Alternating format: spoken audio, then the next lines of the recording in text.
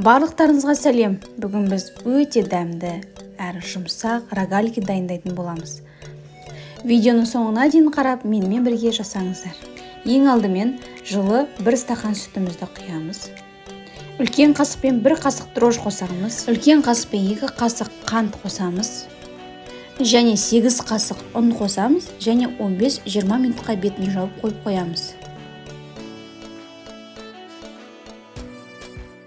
15 минут өткеннен кейін үстінен ерітілген майымызды құямыз. Жақсылап араластырамыз. Және 3 жұмыртқаны қосатын боламыз.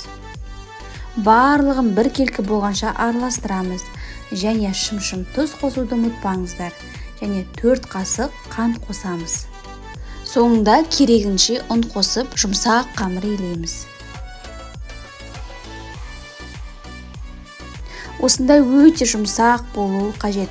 Енді бетін жауып, жылы жерге жарты сағатқа қойып қоямыз.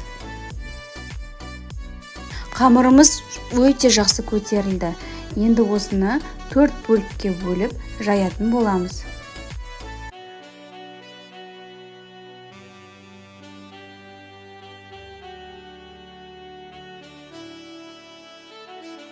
Барлық қамырды осылай домалатып, жайып шығамыз.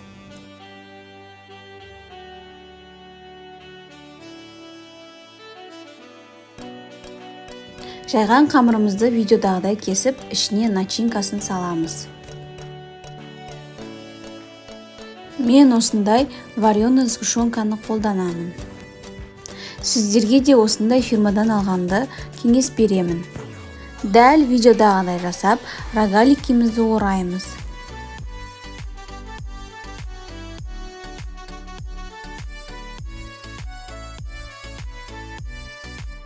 Барлығын орап болғаннан кейін тефлоновый коврикқа немесе пергаменттің үстіне қойып шығасыздар. Сонда асты жабыспай пісіп шығады. Қалған бөліктері қамырлардың барлығын дәл солай қайталап жасап шығамыз.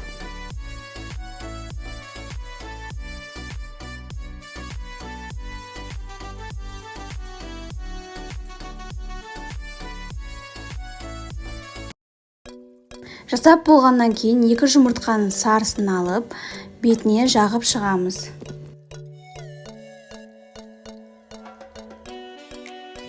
Менде 2 поднос рогалики шықты. 170 градуста 30-35 минут пісіріп шығамыз қызарғанша.